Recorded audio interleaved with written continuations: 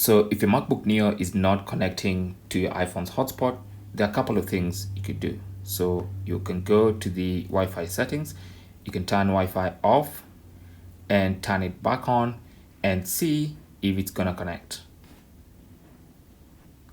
The other thing you could do, in case it's not appearing in the list of available networks, is to go and turn hotspot on or off on your phone. So go to your phone, go to personal hotspot, turn it off, and then give it a couple of seconds and then turn it back on and see if it appears in the list of available networks.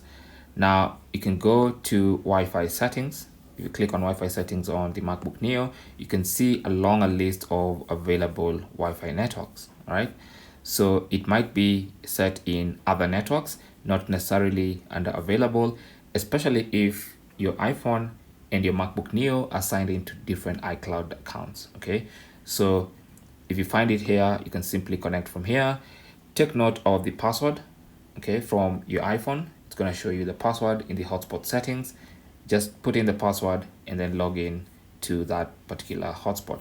Now, if that's not working still, you can try and restart your MacBook. Sometimes it fixes the problems you didn't think it will fix, but restarting is always a good option, especially if you're having those funny issues with your laptop that you can't quite explain or put a finger to what's causing the problem.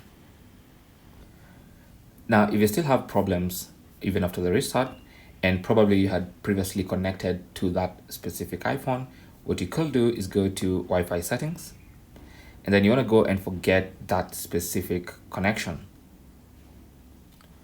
So click on the three dots on the right side of that connection, select forget this network, and then completely forget. And then now you can reconnect afresh. Okay, so when you go to your Wi-Fi settings, you will see that hotspot, connect afresh. Take note of the password right from the iPhone itself.